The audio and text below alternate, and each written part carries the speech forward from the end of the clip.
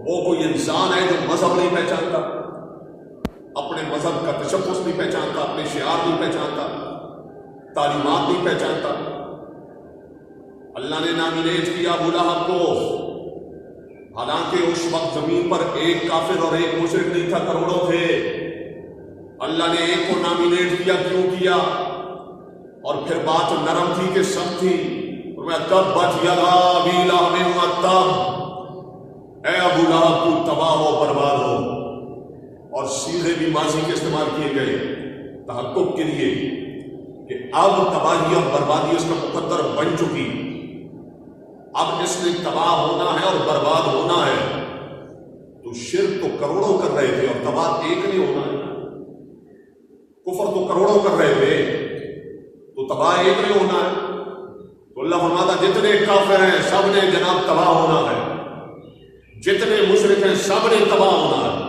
اللہ کو نامینیٹ کر کے ایک ہی بات کرتا ہے، کیوں کہ جب اللہ کے آخری نبی تاجدار ختم نبوت حضرت محمد مصطفیٰ احمد مجتبیٰ صلی اللہ علیہ وسلم آپ نے پہلی مرتبہ اللہ کے فرمان پر، حکم پر اپنے نبی ہونے کا اعلان کیا، تو اس کے لیے سارے کافروں کو، مشرکوں، جتنی آبادی تھی سب کو بلایا۔ آپ چوٹی پر کھڑے ہوئے اور آپ نے فرمایا اگر میں تمہیں کہوں میرا بچپن تم میں گزرا، جوانی تمہارے اندر گزری، ساری زندگی تمہارے سامنے جناب کھلی کتاب ہے، میں اگر کہوں کہ اس پہاڑ کے پیچھے تمہارا دشمن ہے تو میری بات مانو گے کہ نہیں مانو گے؟ وہ جو مشرک تھے، جو کافر تھے، انہوں نے بھی کہا کہ آپ کا بچپن گزرا، ہماری آنکھوں کے سامنے جوانی گزری، ہماری آنکھوں کے سامنے کوئی ایک منٹ ایسا نہیں ہے آپ کی زندگی کا جس کے اندر کوئی اندھیرا ہو، جس کے اندر کوئی بدبو ہو۔ آپ نے کوئی معاہدہ کر کے اس سے جناب آپ پھرے ہو، آپ نے جھوٹ بولا ہو، آپ نے ظلم کیا ہو، آپ نے امانت میں خیانت کی ہو، کوئی ایک سیکنڈ آپ کی زندگی کا ایسا نہیں جس میں انگلی رکھی جا سکے کہ یہاں پہ اندھیرا ہے، یہاں پہ بدبو ہے۔ تو آپ کی ساری زندگی ہماری آنکھوں کے سامنے گزری، آپ صادق بھی ہیں، آپ امین بھی ہیں۔ آج کے صادق اور امین جناب 3 مہینے بے غیرتی کا سامان کرنے والے، ساری زندگی جناب دین کی جنوں میں چونا بھرنے والے اور بے حیائی اور بے غیرتی کو پھیلانے والے اور 1100 سینٹیں بنانے والے، کہتے ہیں ہم بھی صادق اور امین ہیں۔ ہم کہتے ہیں یہ لفظ بنے ہیں اور جگتے ہیں تو محمد رسول اللہ کی ذات کے ساتھ جگتے ہیں کہ آپ صادق تھے اور آپ امین تھے۔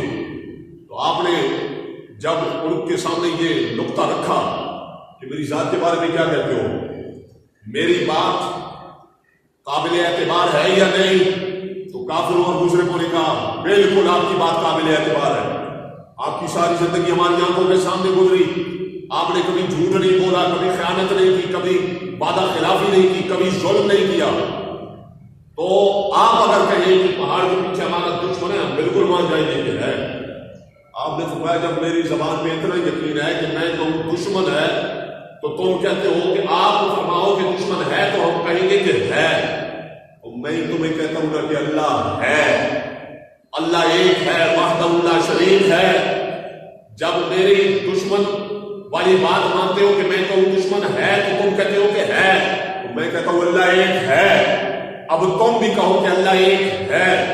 جب یہ دعوت دی اللہ کے آخری نبی تاجدار ختم نبوت حضرت محمد مصطفیٰ احمد مجتبیٰ صلی اللہ علیہ وسلم نے یہ دعوت دی، تو سب سے پہلے کون اٹھا؟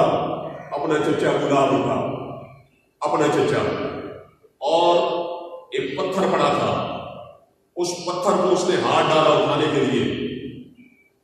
جب اسے ہاتھ ڈالا اٹھانے کے لیے، کس لیے اٹھانا چاہتا تھا؟ اللہ کے آخری نبی تاجدار ختم نبوت حضرت محمد مصطفیٰ احمد مجتبیٰ صلی اللہ علیہ وسلم کو مارنے کے لیے پتھر اٹھانا چاہتا تھا۔ تو یہ روح البیان میں صاحب تفسیر لکھتے ہیں کہ اس نے جب کہا حضور نبی پاک علیہ السلام کو پتھر اٹھایا مارنے کے لیے، ہاتھ ڈالا پتھر کو اور کہنے لگا اے محمد، نقل کفر مباشر، اے محمد تم تباہ ہو جاؤ، تم نے ہمیں اس لیے جمع کیا تھا کہ تم ہمیں ہمارے مذہب سے پھیر دو، تم ہم سے ہمارے معبود چھڑوا دو، اس لیے تم نے یہاں میں اکٹھا کیا، پتھر کو ہاتھ ڈالا اور ساتھ میں زبان سے یہ بکواس کی کہ اے محمد تم تباہ ہو جاؤ. جب یہ لفظ کہے تو صاحب تفسیر کہتے ہیں اس موقع پر اللہ رب العالمین نے یہ سورت نازل فرمائی. جب اس نے کہا اللہ کے نبی کو یہ بکواس کی اور پتھر کی طرف ہاتھ ڈالا اور دونوں ہاتھ استعمال ہوئے، تو اگر امتی کمزور ہو، اگر نبی کے پیچھے چلنے والے کمزور ہو، تو بدماش یہ نہ سمجھے کہ اب نبی کا کوئی دفاع کرنے والا نہیں، اب نبی کی طرف سے کوئی پکڑنے والا نہیں، اب ہم جو کرتے پھرے، اب نبی کو جو گالیاں دے ہم اسے سر پہ بٹھائیں گے. کیوں؟ نبی کی جو امت ہے وہ تو کمزور ہے، ہم تو انہیں پکڑ کے جیلوں میں ڈال دیں گے، ہم ان کے ہاتھ پاؤں توڑ دیں گے، ان پر جھوٹے مقدمے کر دیں گے، یہ ڈر کے سہم کے بیٹھ جائیں گے. تو ظفر بروری کمزور ہو سکتا ہے، محمد عربی علیہ السلام کا جو اللہ ہے، رب ہے، وہ کمزور نہیں ہو سکتا، نہیں ہے. تو اس وقت جب اس نے بکواس کی اور پتھر کو ہاتھ ڈالا، ایک حرکت کی، ایسی حرکت کی کہ جو مستلزم تھی نقصان کو، کہ وہ پتھر پھینکتا تو حضور نبی پاک علیہ السلام کو لگتا تو زخمی ہو سکتے تھے یار. اب صرف حرکت کی اور اللہ رب العالمین نے اس کی پکڑ کی اس پہ. میں تبت یدا ابی لہب وتب، اے ابو لہب تو تباہ ہو، برباد ہو. میرے حبیب علیہ السلام کو یہ جملے کہتا ہے تو حضور علیہ السلام کی ذات پہ اور عزت پہ اور ناموس پہ جب بات آئے نا، آپ کام کریں کہ نہ کریں، میں کام کروں کہ نہ کروں، ہم جتنے بھی کمزور ہو جائیں، ہم بڑا چیخے چلائیں، لیکن اپنے رسول کا دفاع نہ کر سکے، ہمیں دفاع کرنے نہ دیا جائے، ہمارے ہاتھ پاؤں باندھ دیے جائیں، ہمارے سر کاٹ دیے جائیں، ہمیں جیلوں میں ڈال دیا جائے، اگر ہم اپنے رسول کی مدد کے لیے نہیں نکل سکتے، مدد نہیں کر سکتے، دفاع نہیں کر سکتے، اللہ کر سکتا ہے. آج بھی اللہ اپنے حبیب کی عزت و ناموس کا دفاع کر سکتا ہے. تو اللہ رب العالمین نے اس موقع پر یہ آیت، یہ سورت نازل کی کہ ابو لہب نے صرف وہی بکواس نہیں کی بلکہ پتھر اٹھا کر حضور نبی پاک علیہ السلام پر پھینکنا چاہا. تو اللہ رب العالمین نے اسے روک دیا کیونکہ اس نے پتھر دونوں ہاتھوں سے اٹھانا چاہا. اس لیے اللہ تعالیٰ نے اس کے لیے تبت یدا نے نون اضافت کی وجہ سے گر گیا. اے ابو لہب تیرے دونوں ہاتھ ٹوٹے.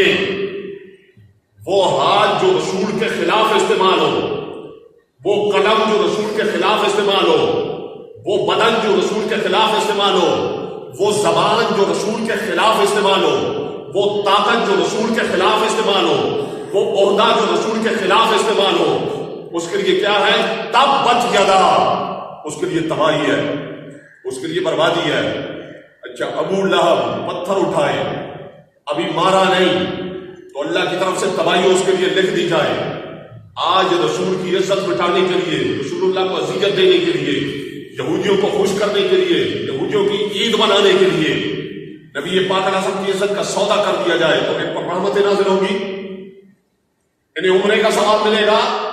تبت یدا میں ہر وہ بندہ آئے گا جو اپنا ہاتھ، جو اپنا قلم، جو اپنا عہدہ، جو اپنی کرسی، جو اپنی طاقت، جو اپنا پیسہ رسول کے خلاف استعمال کرے گا، اسلام کے خلاف استعمال کرے گا. جس کے پیسے سے، جس کی طاقت سے، جس کے عہدے سے، جس کی کرسی، جس کے قلم سے اللہ کے رسول علیہ السلام کی عزت و ناموس کا جنازہ نکلے گا، جو نقصان پہنچائے گا وہ تبت یدا میں آئے گا. کیوں؟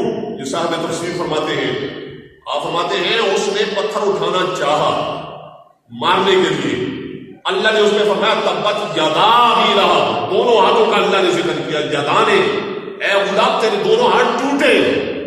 تو کیا کیا تھا؟ تلوار اٹھا کے حضور علیہ السلام کو زخمی کیا تھا. جیسے دیگر انبیاء قتل ہوئے، شہید ہوئے، ان پر ظلم ہوا، جیسے بڑے بڑے صحابی شہید ہوئے، ان کے جسموں کے ٹکڑے ٹکڑے کیے گئے، ایسا معاملہ تو حضور علیہ السلام کے ساتھ نہیں ہوا تھا. صرف پتھر اٹھانا چاہا مارنے کے لیے. اللہ نے بتا دیا کہ جو اتنی حرکت بھی کرے گا میرے رسول کے خلاف، اس کے لیے کیا؟ اس کا مقدر تباہی اور بربادی ہے.